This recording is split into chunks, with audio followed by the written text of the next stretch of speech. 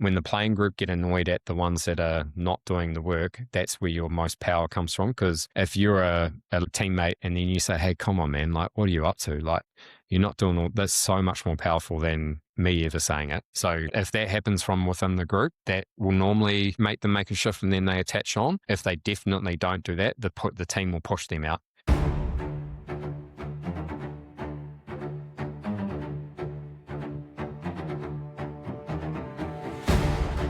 Hey, what's up, everyone, and welcome to the Fireside Podcast. I'm your host, Chris Turkington, and on the show today, we've got Shea McAleese.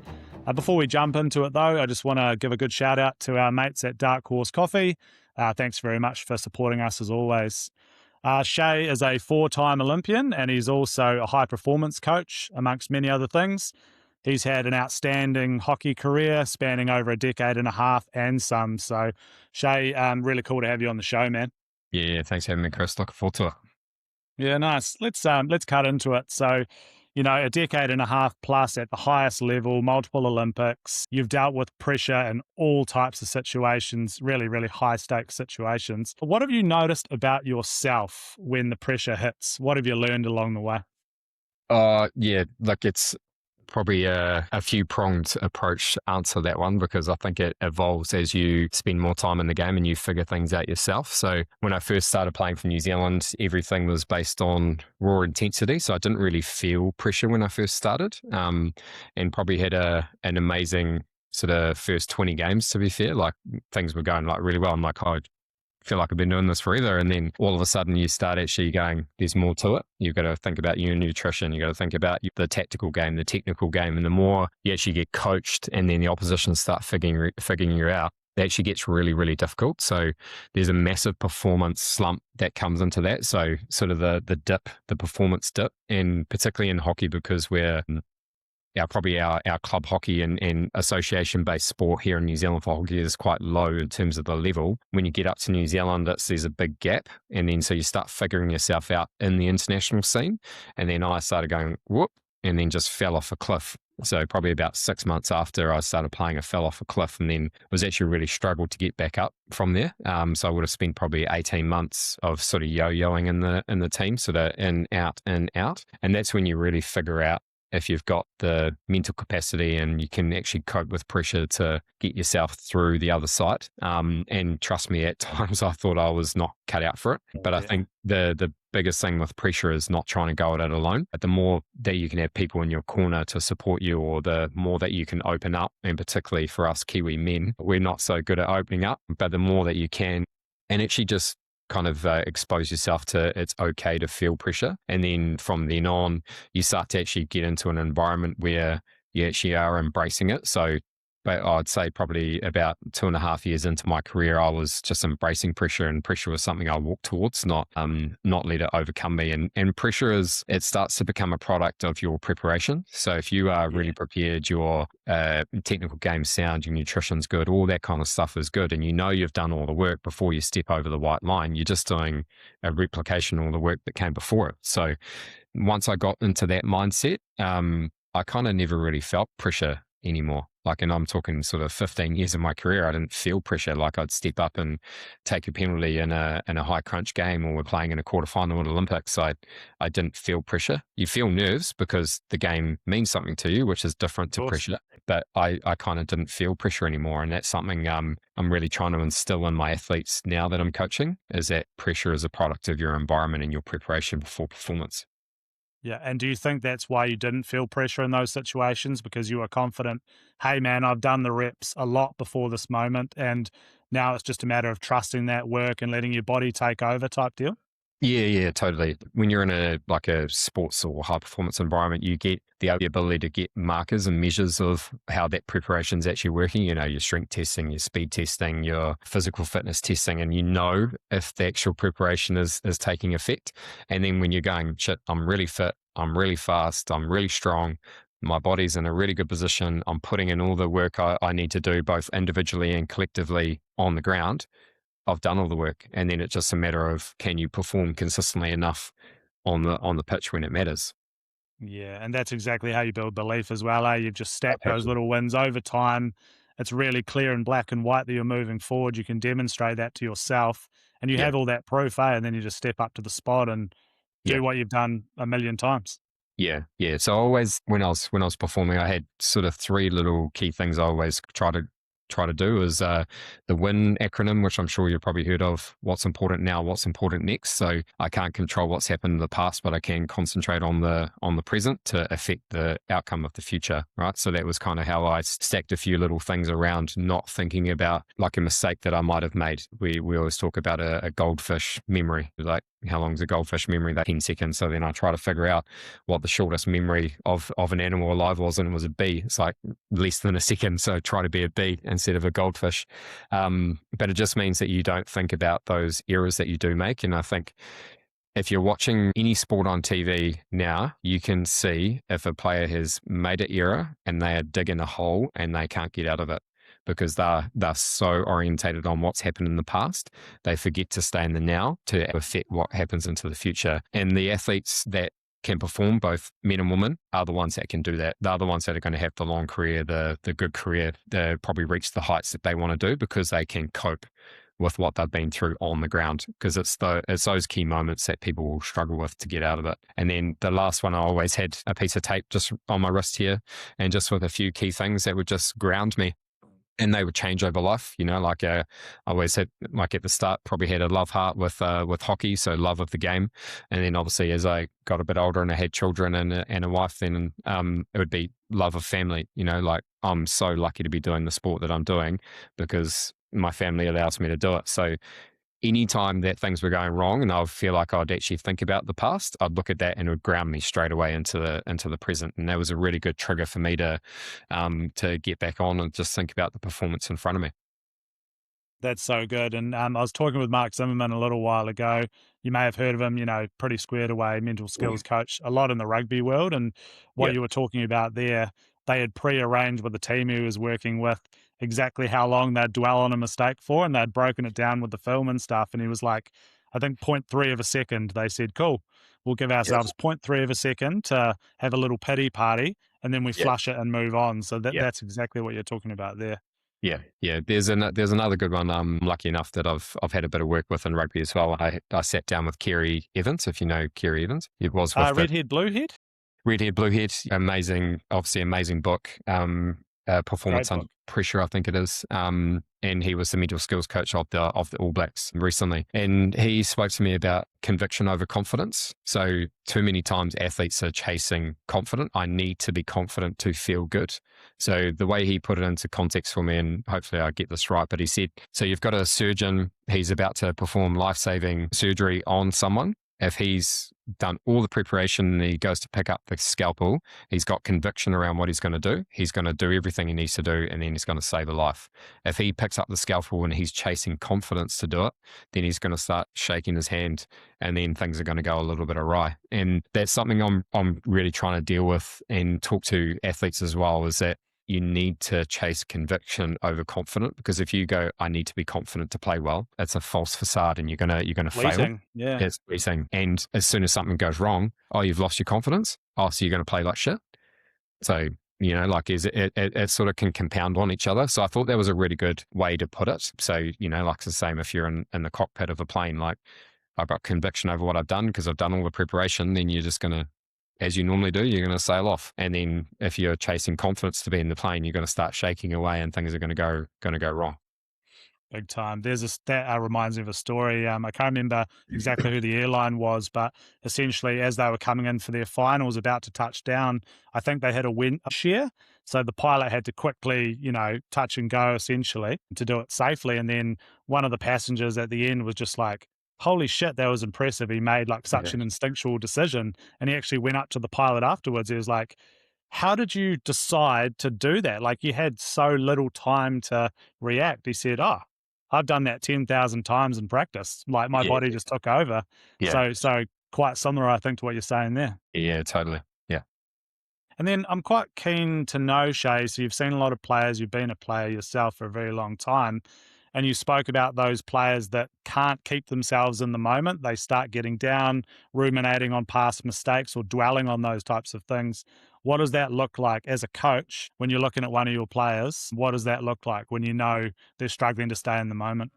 Yeah, so the first one you always you've hopefully done the groundwork prior to them getting on the ground, right? So they need Mm. to. If I try and dive in straight away and try and solve it for them, I'm always going to be their savior, and you don't want that because then they're never going to grow as an athlete. You need to give them the tools prior to performance, so then when they are in those moments, you've got to give them the time and the space to then work through it themselves. Because if I'm going to force it down your throat and it's always coming from me, they make a mistake and then they're going to be looking at me going, what do I do? How can you help me? You've got to let them grow and figure it out themselves. Obviously, then if it compounds on itself, so then it becomes mistake, mistake, mistake, that's when then you can start to influence more. And there's a couple of keys to influence that we would do from there. So the beauty of hockey is that you're rotating subs. So then I can bring that athlete off. I'm always never going to talk to them in the moment. Because if I try and talk to them within the first 30 seconds of coming off, breathing heavy, heart rate elevated, there's like all the psychology around the heart rate. If it's over 170 beats per minute, you're not going to register anything of what I say. So Heavily in the red head. yeah, you're in the red, you're flopped open, Yeah. So what we do is we basically, and this is a ritual within our team, you'll see it within the New Zealand men's and women's hockey team, is that they always have to grab their drink bottle. They're not allowed to say anything hockey related to us when they come off, because sometimes they're going to want to go blit as well, just to get it off their chest. The manager will always walk to them, give them a bib, give them a drink bottle, and they have to go and walk down to the corner flag. And then they have to bring their heart rate down, calm down, and then we actually talk it through and go, hey, like, what happened there? But I'm always not going to tell them what happened or what did you do. They need to actually bring the conversation out to me, because if I, again, give them the tools to solve, I'm their savior. But you can't have that. They need to stand on their own 2 feet and go, hey, so what happened? And it might have been as simple as it was just an error. Like, it's just a technical error. Like, so what? Like, it's a mistake. Just move on. It's all good. But if it's tactical, that's when we can actually discuss it and go, hey, what were you thinking here? And they're like, oh, I thought about this. And then we could go, oh yeah, shit, that was a really good thing. I didn't see that. 100%. I want you to do that. Or it might be, oh, that's just a little bit out of kilter for what we want our structure to look like. Just bring yourself back into this position and then you're away. And then like, oh, okay, cool. And then that's a really good grounded way to be able to kind of go through a process to solve it in the moment. And then obviously you can go into detail and a little bit more with visual cues, etc., on video post performance. Yeah. I really like that, creating time and space that gives them a chance to regulate, get themselves back in the blue head. They can think a little more rationally and then engage with you in a meaningful way, right? As opposed to being hyper emotional or whatever it might be. Like, Yeah, totally. that's simple, but it's very smart. Yeah. And it's a Yeah. And I want to dive into we can't be their savior, Shea. That's an interesting one for coaches, leaders, high performers, whatever it might be, people that are in charge of people. Talk to me a little bit about what that means. I can't be their savior, and how you go about ingraining that in your culture. Yeah. So like so I guess in the workforce, it'd be like me micromanaging you, right? If I'm going to micromanage you, I'm giving you no room for growth. I'm telling you what to do, when to do, and you don't have the capacity to learn and do on your own. It's the same if I'm coaching and I'm force feeding the plan down your throat while you're playing. You're always listening for me and thinking you need to look at me for your performance state, whereas you need to like learn and live in the moment. So if you can learn and live in the moment, you're going to grow. Like I would love, like in the working world, I've got a really good boss at the moment when I'm working outside of my coaching world, but even inside that, Greg Nickel, our head coach, he gives me lots of room to grow, to fail, to go out off on a little tangent and go, hey, I'm thinking about this. And he's like, yeah, go see what happens. But he's giving you the room to grow and to do. And then when you have those moments and you go, shit, that worked out really well. And then you can step your way up and you're going to grow through it. It's the same for athletes, but they need it more and more in the moment, because then again, as soon as you add performance on, that external pressure comes on. And if I'm again being that one, I'm going to add actual pressure to you, whereas I want you to learn and grow in those moments. So those are some key things which I reckon why, but I think they also translate to working world to sport world, but they're just, one's more instantaneous in the sports world because it's happening then and there. And then obviously the working world can be a little bit more elongated over time. Yeah. And that's cool, just giving your people time and space to actually try some stuff, maybe stuff it up along the way, because that's where a lot of the gold is. But there's that line between giving your people time and space to have a crack and learn from that and develop trust and confidence in themselves, and then not setting them up to fail, eh? Like, where do you think that line is? Yeah, well, it's So the way kind of I talk about it is how much of a circle or a box or a fence or perimeter am I going to put on you, right? So if I'm going to give you free reign, there's nothing there. If I go, well, I've actually got to kind of scope this out a little bit, I might ring fence us by X and you've got a bit of room to grow, but you're going to get to the perimeter around where I need to be involved or have some sort of sense around what's going to go. Or at times it might be, this is really important. I'm going to put the fence a bit tighter on you, still give you a little bit of room to grow, but it's going to be a bit tighter. So I think that's a really simple way to kind of visualize it and sort of context around what that can look like. So it might be in the sports world, it might be related to a game plan. This has got to be really tight, this one. But this one, we're playing a team that plays real heavy, deep defense. I'm going to open this up and go, when you get into this mode, free willed. Yeah, I want you to express yourself as much as you can. You be you. You see a stick, you want to eliminate it. You do whatever you want. Do whatever you feel to get past it. And that's on you. So I don't want to go, when you're here, you have to do this, because then they stop thinking about the game. They start then turning into a robot. And I think those are the important things around, how big is this fence going to be that I'm going to put around you? Yeah, I like that. What is their one? Yeah. We have something very similar in the military called intent-based leadership. So what that looks like is you'll identify the end state, the North Star, or the effect you're looking for, but you don't tell the person method. You say, this is where we need you to go or end up. This is like your parameters to work within, but anything in there, that's up to you. You make the decisions. As long as you get us to that North Star, we're happy. Obviously, if it becomes time critical or really safety critical, then you can put a little bit more around it. But yeah, that sort of made me think about intent-based leadership. Yeah, it's very similar, I reckon. Hey, what's up, guys? Just a quick note to say, hopefully you're enjoying the show. If you are, feel free to like and subscribe, and you can share it with your mates. You can also find us at LinkedIn and on Facebook, or check us out at www.aegisleadership.co.nz. Cool, that's all from me. Let's get back to the show. And then for you, when things are feeling chaotic, and I'm assuming you've been in that situation a number of times, Shea, what's the first move for you? You feel that chaos come on? What's your sort of process there?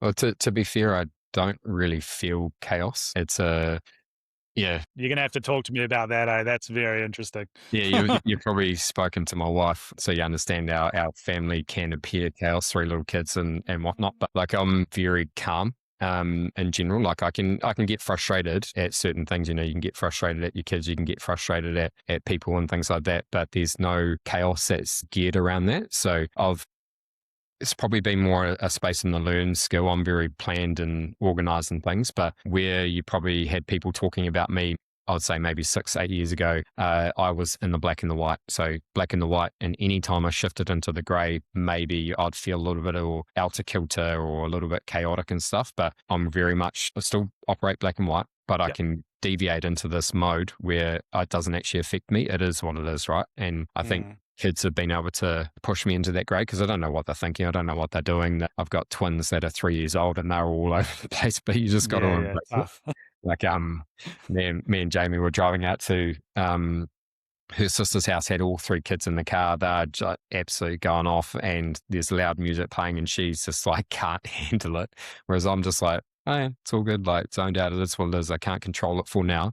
So that's the chaos moment of 2 people operating differently. But I don't really feel it. Like it's just something I've never really had an issue with, to be fair. Yeah, and then for you, like my understanding of what you've said there is ambiguity, getting a little bit more comfortable in ambiguity and not the black and white sort of space. How did you do that? Like, how did you make yourself more comfortable with ambiguity?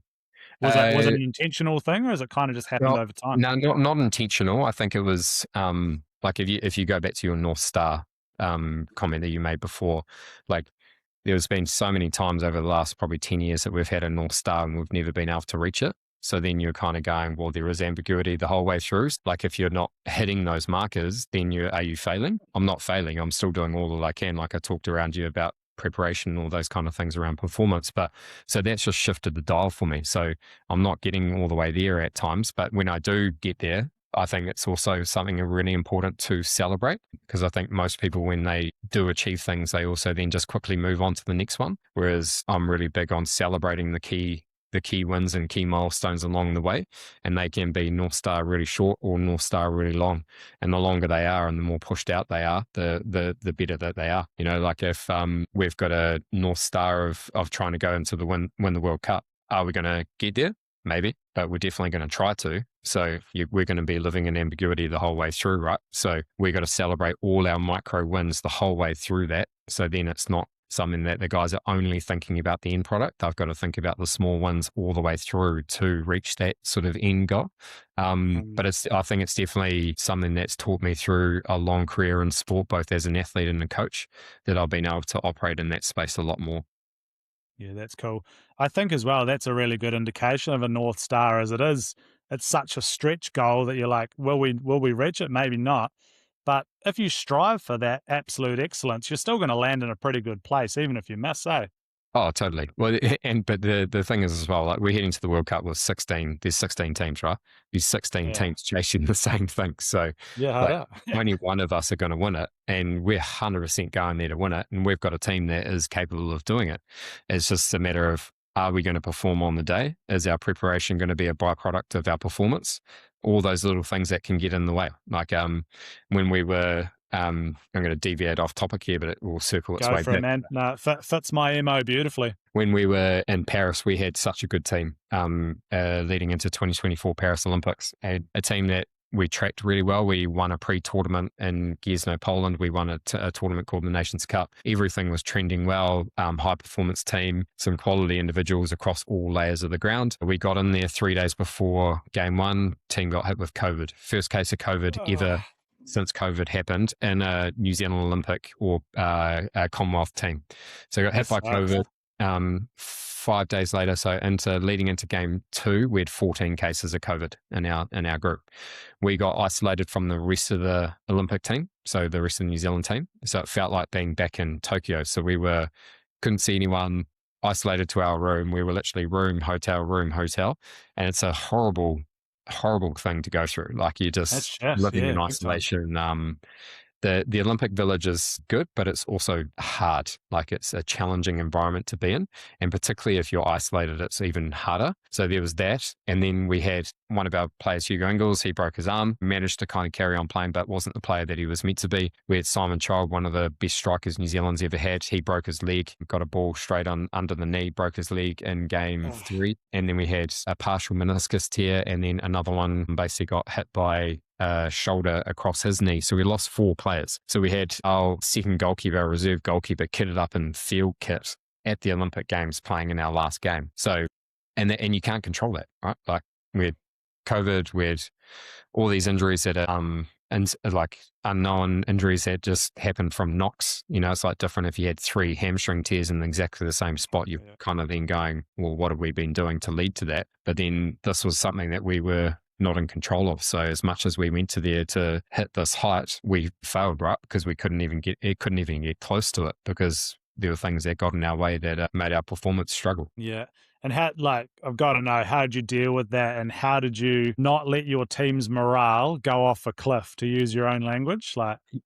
Just talk us through how you tried to control that situation, man, because there's so many anomalies there and that is just very unlucky. But you're right, uncontrollable. Yeah, uncontrollable. Like I'm not the biggest fan of the word culture because I think culture is bandied around and stuff, but I'll use it in this context because I think it's an important one to say at the end of it. So and I'll point to a few things that will show you to the end of it. So we ended up finishing last at the Olympics. We lost all of our games. We lost 3-2 to India. They finished third.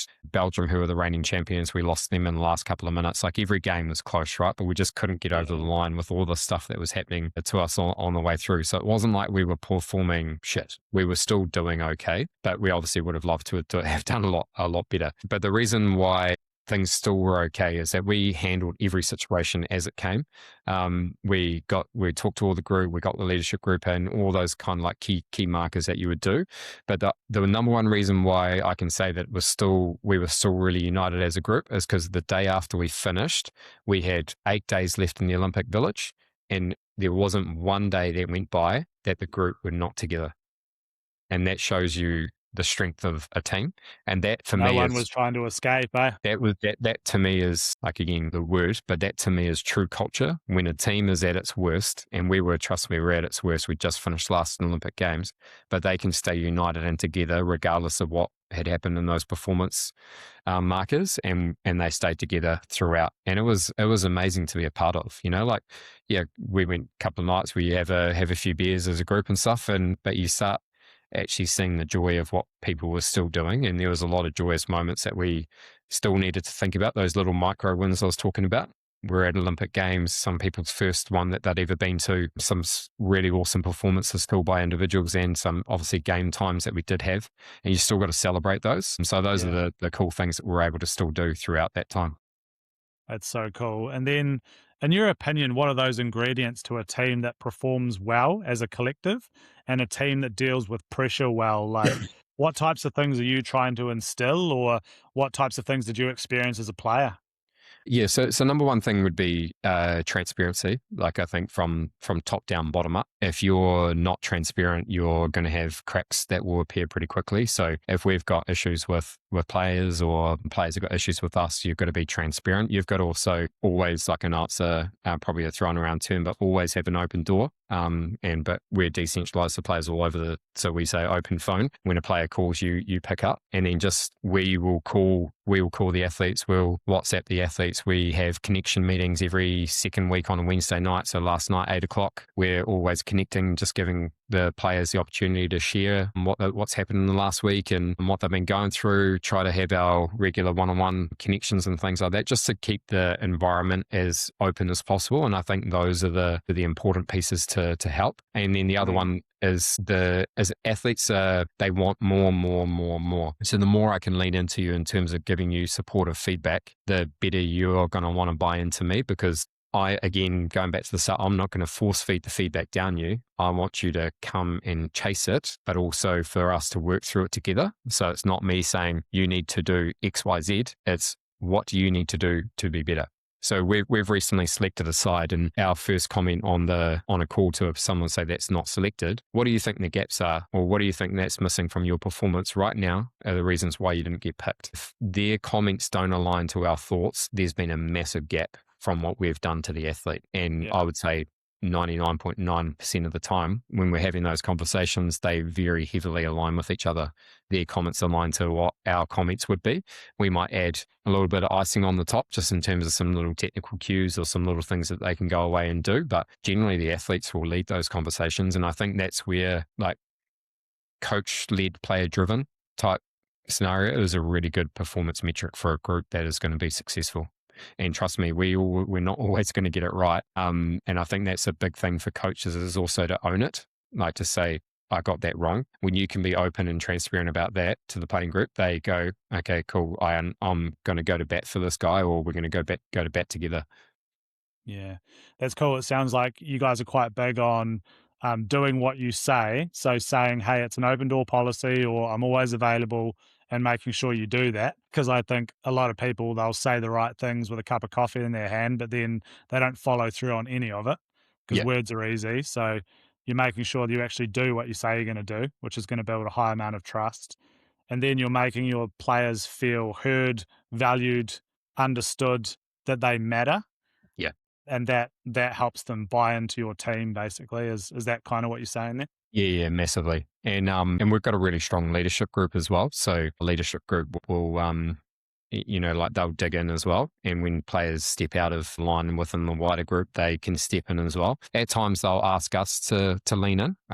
There's actually probably about 3 weeks ago, they've asked us to be a little bit tougher on the external playing group, so everyone, just to say, like, we're gearing up to the World Cup here. We want the coaches to lean in a little bit more, and we've been leaning in as well. So it's a balanced approach, but they might do it, we might do it, we might do it collectively. And I think if you've got some key leaders, and remember, they're all adults, right? They're all grown men, so they know how to lead. They know what's required of performance. So it's easy to go, well, you can do it today, go for it.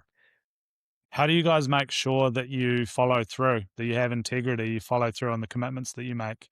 How do you guys manage that? Because, like I said before, pretty easy not to walk the talk. How do you guys sort of navigate that amongst your group? Do you mean if an athlete hasn't followed through? Oh, yeah, it might be that, like holding people to account, or, you're going to agree to a lot of set behaviors, I'm going to say, as part of your preparation and stuff. Like, how Yeah. do you hold yourselves to that as a group? Yeah, so first of all, me personally, first, if I'm ever asked to do something, I've never not done it. So I Mm, think it's just if it's part of who you are and it's part of my DNA, I'm always going to do it. And I think that's really important. So the follow through of me is always going to be there. So if an athlete asks me to do something, if a coach asks me to do something, manager, whoever it is, I'm always going to do it. And my thing is, I'm always going to do it then and there. Like I'll do it straight away. Like if the coach or a player says, "Hey, can you do this?" I'm going to do it straight away. I'm not going to leave it. It's done. Just so I know that it's why? because I think it's important to take effect straight away. It also doesn't give the ability for other things to get in the way, which I think can. And because life can be busy and hectic, and if you're not planned enough to then organise it for someone else, then okay. If I've got to say I've got to ask with you in about 2 minutes and I don't have time to do that with a call, I'll jump on my phone. I'll set an alarm in my note to go do this in 2 hours time. So then I know I've been triggered to get it done. Because I think that's really important, and follow through actions are really important. So that's me personally. And I think if you live and breathe those values, and our head coach Greg, who I've spoken about before as well, he's really similar. If we both do it, the players are naturally going to do it. So you're Totally. kind of living and breathing those values. So I'm not saying you've then got to go, you must do this, you must do this, you must do this. We're doing it. The leaders are doing it. So then everyone naturally does it. And then if you're the low hanging fruit not doing it, you're not part of the cool crowd. We don't want the cool crowd to be, it's okay, you don't have to do that, the nonchalant. We're high performing athletes. You want to be part of the guys that do all the set standards. And then if you are still on the low hanging fruit side of things, then we'll have a chat to you about it. And probably the biggest thing is sometimes athletes will struggle with why you're asking them to do something. Like, why do I do a performance review of my match or my training? And then we've got to actually teach them the why. This is why it's important for you, why it's important for us, why it's important for the team. And when they understand the why, then they start to buy into it more rather than it becoming a chore. You never want things to become too big of a chore. But also in saying that, for some players, it will always be one, because it's just not who they are. But unfortunately, it's part of our standards. You've got to buy in. And how do you make sure that everyone's hitting those standards? Is that just an unspoken non-negotiable? If you want to be in the group, which is a very competitive group and highly sought after, it's just assumed that Uh, these are the lines and you'll meet them? uh, Assume to a point, but we'll also make it known. Like if you're an athlete and you've missed it, we'll say you've missed it. Like Yeah. I think being, again, back to the transparent part, like it's good. And then you also don't want to be that guy. I don't want to be that guy that gets called out for missing something that's so easy to do, and you just get it done. And then, sometimes you've also got to just be careful around the call out, because there could be some bigger picture at play. So at times it might be me or the coach or a leader might give someone a call. Hey, Chris, everything going all good? I know you've missed this little thing you had to get done, or this marker, everything. And then it might go, oh shit, I just forgot. All good. Okay, own it in front of the group, and then sweet as, or you might go, oh man, I've had such a bad day. Like things are gone pear shaped, things have gone left, front, center. And then we go, okay, cool, man. Like, thanks for being honest. Really cool that you've been able to share that with me. We'll let this one slide, but make sure you get on to the next one. I think Yeah. that relationship's also really good to have. So those are the little key things that we can get done as well.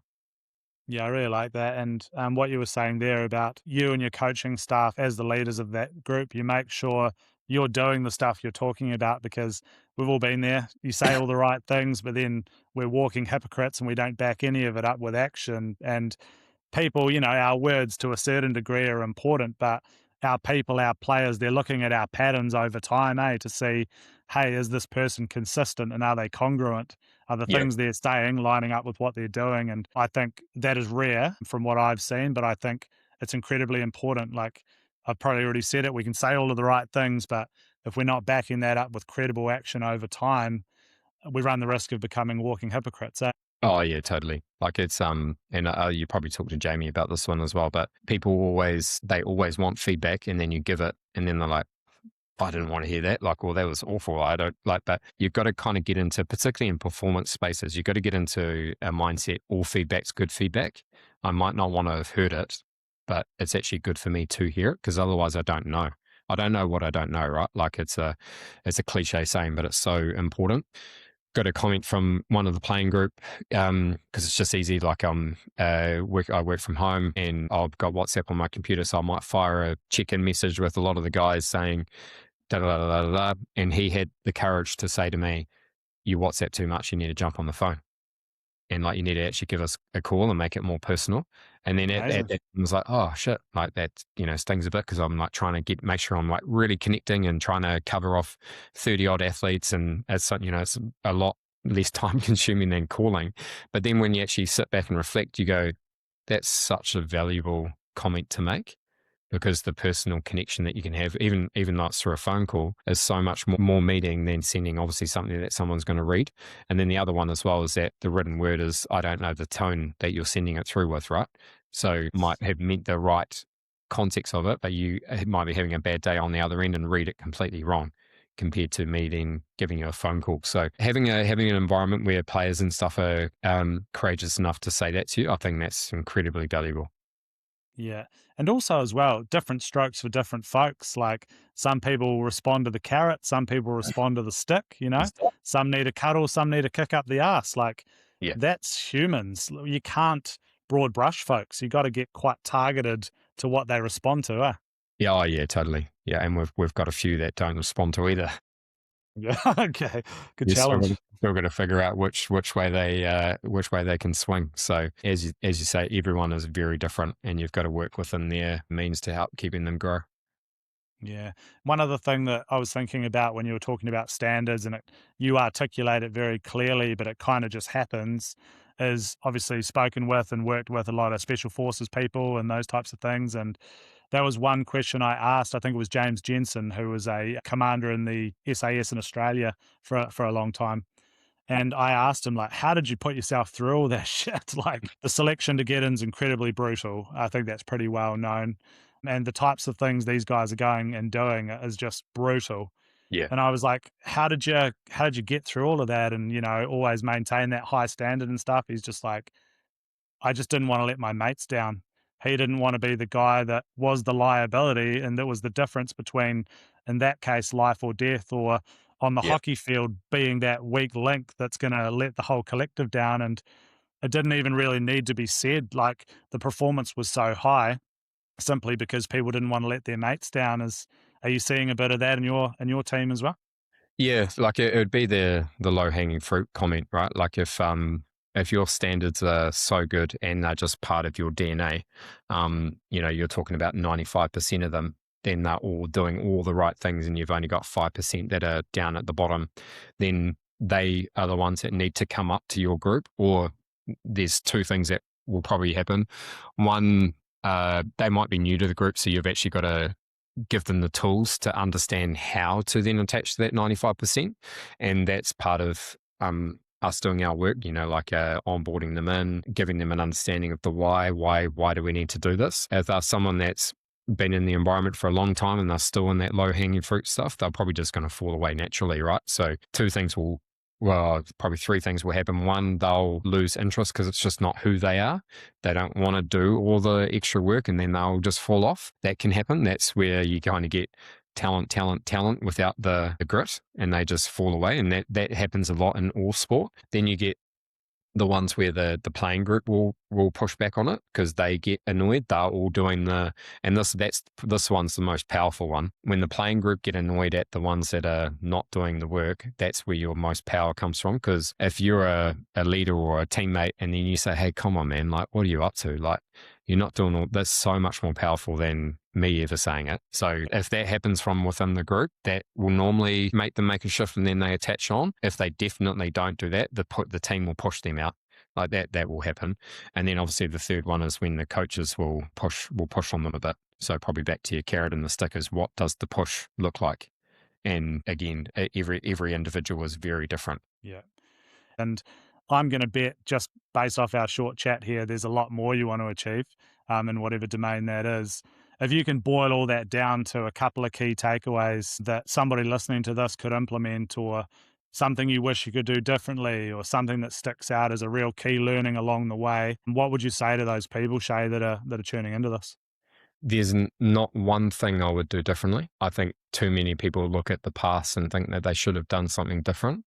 Every moment you live in life is something to learn from. So that's kind of how I attacked life at the start, and continue to do so. Not always going to get things right. And trust me, I get things wrong a decent chunk of time as well. But it's the classic, you learn more from your failures than your wins. Yeah. But the other side of life is that you also got to learn from your wins. So too many times that when we're going through a win, we then go, cool, and then straight on to the next one. Why did you win? Why was it important? What part of the winning did you enjoy? What part of the winning can you take forward in a learning capacity that can help you win again and again and again? So those are the bit of the things that I like try to push myself to learn from and grow through. And to go back right at the start of the conversation, I talked about never going it alone. I think the key thing is always search for more. And searching for more can come in a whole different avenues. Podcast, like, it's amazing to listen to how many cool podcasts there are, right? Like, I've been listening to a few of late. They're such great pieces of learning. Jump onto YouTube and see something visual if you're a visual person. The people around you, like, just having those conversations are really important. And then the number one thing that I've always tried to do is never say no. And because more often than not, things will come full circle and you'll learn more from it than the person that asked you to do it. And like, even me saying yes to this, it's really cool because I learn around how I've done things in the past, or how I'm going to still do things in the future, or gets me thinking about how I'm coaching or how I'm leading my group, and things that sometimes you forget to reflect on. And so like I've learned just as much out of this as maybe you have about how I approach things, which I think is always good. So yeah, like probably a long-winded answer, but I think some important little takeaways in there for people just to go through, and just remember that everyone is different. So you've got to find your own way. Yeah, I love that. Not long-winded at all, man. There's some absolute gold in there. So, hey, Shea McAleese, thanks very much for your time. Where can people find you or see what you're up to? LinkedIn, probably a good one. Just I try and post on there a few leadership traits once to 3 times a week, just for people to follow through. And then outside of that, nowhere. Maybe Instagram, but I'm not very active on social media. But that's probably the number one thing if anyone wanted to reach out. Again, as I said, like, anyone that normally drops into my DMs or gives me a phone call, I'll always answer and reply. Cool. It's good to know. And all the best for all your upcoming tournaments and things, man. We all hope it goes well, and wish you all the best. Yeah, thanks, Chris. Thanks for having me on. Appreciate it. All good. Sweet, guys. That's the end of the chat. But if you liked it, you can check us out at www.aegisleadership.co.nz, or you'll find us on LinkedIn and on Facebook. Thanks again to our mates at Dark Horse Coffee for the support, and catch you guys later.